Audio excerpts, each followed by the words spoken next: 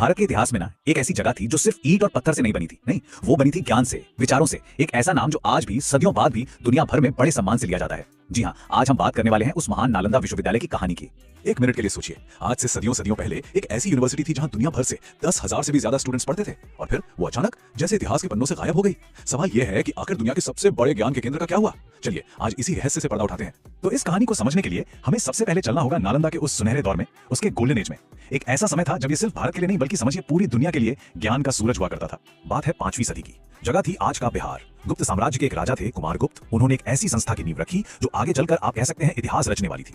ये दुनिया की पहली बड़ी बहुत बड़ी रेजिडेंशियल यूनिवर्सिटीज में से एक थी। अब जरा इस यूनिवर्सिटी के स्केल का अंदाजा लगाइए। उस जमाने में सोचिए, बिना किसी मॉडर्न टेक्नोलॉजी के यहाँ पर 10,000 से ज्यादा छात्र एक साथ रहकर पढ़ते थे, और उनको पढ़ाने के लिए कौन थे? 1500 से भी ज्यादा शिक्षक। मतलब ये जो स्टूडेंट टीचर रेशियो है ना, वो तो आज की बड़ी बड़ी यूनिवर्सिटीज को भी टक्कर दे सकता है।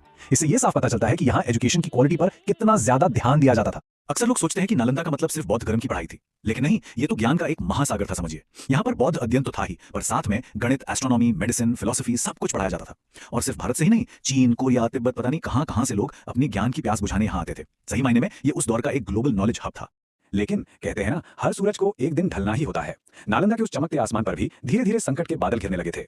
देखिए, करीब करीब 700 सालों तक नालंदा फलता फूलता रहा। इसे राजाओं का संरक्षण मिला, खूब दान मिला। लेकिन फिर 12वीं सदी आते आते भारत का जो पॉलिटिकल सीन था वो बदलने लगा।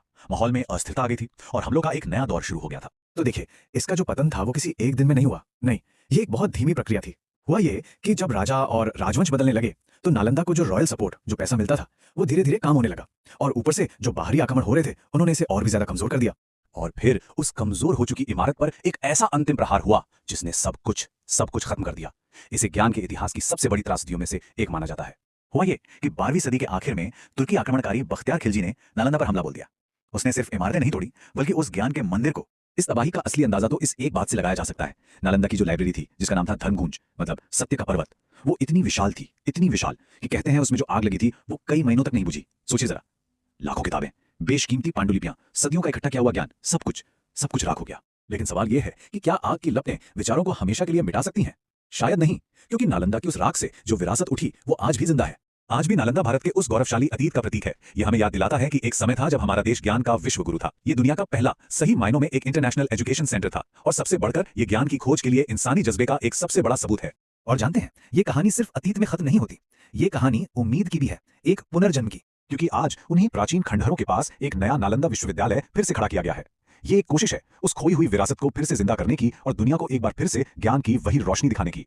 तो नालंदा की जो पूरी कहानी है ना, इसके उत्थान की और इसके पतन की, ये हमें एक बहुत ही गहरा सवाल पूछने पर मजबूर करती है। देखिए, इमारतों को तोड़ा जा सकता है, ठीक है, किताबों को भी जलाया जा सकता है, लेकिन